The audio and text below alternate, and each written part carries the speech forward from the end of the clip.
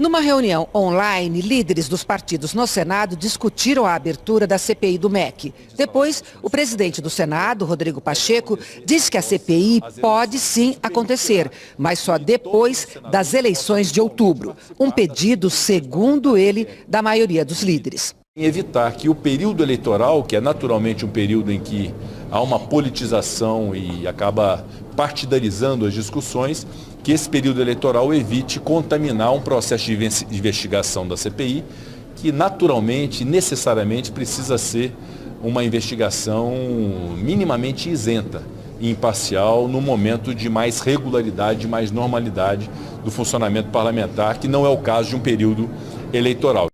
Desse jeito é fácil o Bolsonaro ter a cara de pau de dizer que não tem corrupção no governo dele. Toda hora que alguma coisa precisa ser investigada, rápida e severamente, o próprio governo junto com aliados impedem.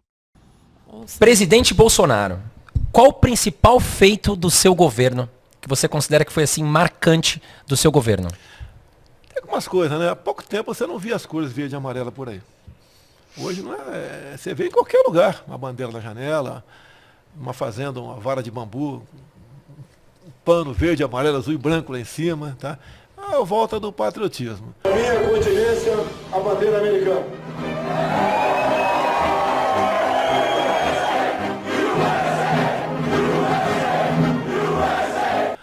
Depois a marca do tocante da corrupção, né, que não existe. Eita, que o caba tá no delírio completo.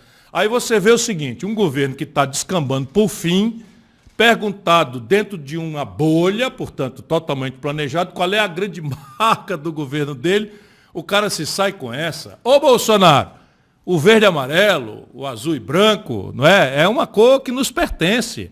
Você é um corrupto, não vai tomar de nós, o povo brasileiro, isso daí não. Isso daí sempre foi uma grande conquista. Nós sempre amamos as nossas cores, a nossa bandeira, e você que está sujando de ladoeira. Agora dizer que a segunda marca é não ter corrupção, então anota aí, pessoal, pega aí a rede, se deita, porque eu vou fazer aqui uma rápida listinha. O último, roubalheira no MEC, pastores roubando indicados pelo Bolsonaro e recebendo propina em barra de ouro. Na semana passada, a oposição protocolou o pedido de abertura da CPI. Foram 31 assinaturas, 4 a mais do que o mínimo necessário. A oposição começou a colher assinaturas após as denúncias de que os pastores Arilton Moura e Gilmar Santos, que não tinham cargos no MEC, atuavam dentro do ministério. A PF suspeita que eles intermediavam a liberação de recursos da educação em troca de propina e a compra de bíblias. O movimento pela criação da comissão ganhou ainda mais força com a prisão do ex-ministro e dos pastores e a divulgação de uma conversa na qual Milton Ribeiro afirmava à filha que foi avisado pelo presidente Jair Bolsonaro de que ele, Ribeiro, seria alvo de uma operação da Polícia Federal. O ex-ministro, os 2 pastores e outros 2 suspeitos já foram libertados. As investigações continuam. Isso daí todo mundo viu. Propina na vacina, Ministério da Saúde, General Pazuello, picareta, todo mundo viu, roubando na educação, roubando na saúde. Agora vamos àqueles que a grande mídia não bota porque é parceira e sócia. Vendeu a BR Distribuidora pelo preço de varejo das ações, entregando o controle das ações que vale até 1000%. Entrega da carteira de créditos de 3 bilhões e 700 milhões de reais do Banco do Brasil para o BTG por menos de 350 milhões de reais. 3 bilhões vendido por 350 milhões de reais. Venda dos gasodutos e oleodutos da Petrobras por um valor equivalente a 3, 4 anos de aluguel, entregando a quem comprou o próprio contrato de aluguel com o recebível pagando. A ladroeira do teu governo, Bolsonaro, não tem limite. Mas eu não vou falar também da rachadinha, do dinheiro do Queiroz na conta da tua mulher. Aliás, você corrompeu todas as suas esposas. Não vou falar do teu filho, Flávio, que comprou uma mansão de 6 milhões de reais. Disse que era com a venda de um apartamento, a justiça viu que esse apartamento não foi vendido e agora mentiu dizendo que é de receita de honorário de advogado. Tudo ladrão, Bolsonaro. Você é um dos governos mais corruptos. Só perde para o do Lula, talvez ali, ó, um empate grande. E a corrupção, infelizmente, é a marca de vocês. Ô, Bolsonaro, tu tá afiliado ao partido do Valdemar Costa Neto, Bolsonaro. Sabe quem é o Valdemar Costa Neto, povo brasileiro? É o cara a quem o Lula deu DENIT para roubar e foi condenado e preso no Mensalão. É a mesma gente. É a mesma gente. Então, o destaque do governo Bolsonaro para o Bolsonaro é que o nosso povo está usando o verde e amarelo e voltou a ser patriota. Conte-me outra, seu picareta. Eu não vou esperar fuder minha família toda, de sacanagem, ou amigos meus, porque eu não posso trocar alguém da segurança na ponta da linha que pertence à estrutura nossa. Vai trocar. Se não puder trocar, troca o chefe dele. Pode trocar o chefe dele? Troca o ministro. E ponto final.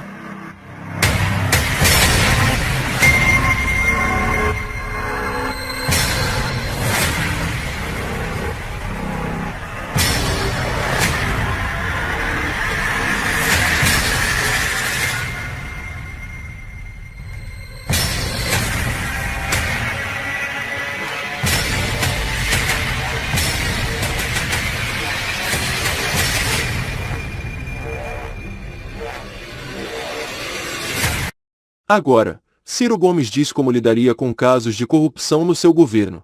Robson Pantaleão pelo Twitter. Ciro, nunca votei em você, mas estou me convencendo. Olha lá, me diga qual é a sua proposta para combater a corrupção. Primeiro, falar sério com a população de dizer que corrupção é uma inerência, é uma doença da alma humana.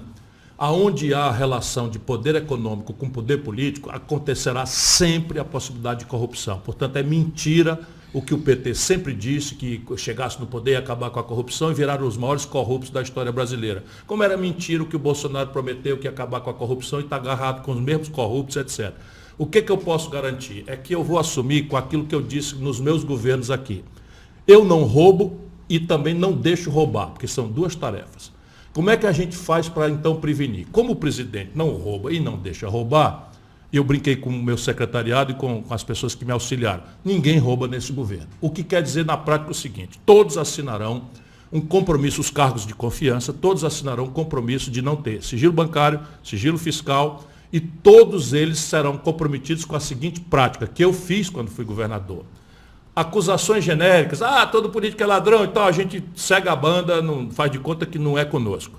Acusação específica, roubou tal coisa, tal dia, tal hora, ou é suspeito. O próprio acusado vai pedir para se afastar, isso será assinado no ato de nomeação, vai pedir para se afastar e vai pedir uma apuração preferencial, expedita, superficial, que não elimina as tarefas do Ministério Público, do delegado de polícia, mas com a Controladoria da União, que eu conheço bastante bem, a gente faz vamos dizer, uma avaliação expedita. Se houver flagrância de inocência, o cidadão volta e a gente faz um desagravo público.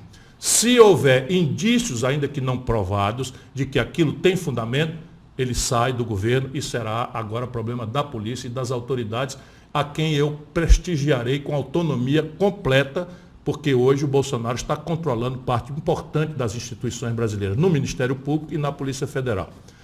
Isso é uma fantasia? Não, eu fiz isso, aconteceu 2 vezes no meu governo, como governador.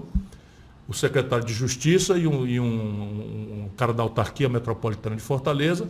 O secretário de Justiça era inocente, tinha sido acusado de comprar comida para preso superfaturado, era inocente, eu tinha afastado, voltou e eu fiz o desagravo. E o outro tinha indícios veementes, eu afastei, demiti e, de fato, era culpado. Também fiz isso no Ministério da Integração Nacional. Envolveram uma pessoa de minha confiança absoluta numa insinuação em relação ao mensalão, na época do governo do Lula, e eu pedi a ele que se afastasse, afirmei que eu acreditava na inocência dele e pedi à CPI que fizesse uma apuração à parte. A CPI apurou e botou uma frase no relatório, me lembro bastante bem disso, porque era um homem de bem, é um homem de bem, não vou sequer mencionar o nome aqui, e ele voltou para o Ministério e eu fiz um desagravo. E é assim que eu vou comportar. Ou seja, a gente tem que dar o exemplo, aperfeiçoar as instituições e as normas, e a operação de enfrentar a corrupção tem que ser dessa forma. Suspeição genérica, se esquece. Suspeição específica, afasta, apura, pune ou desagrava de volta.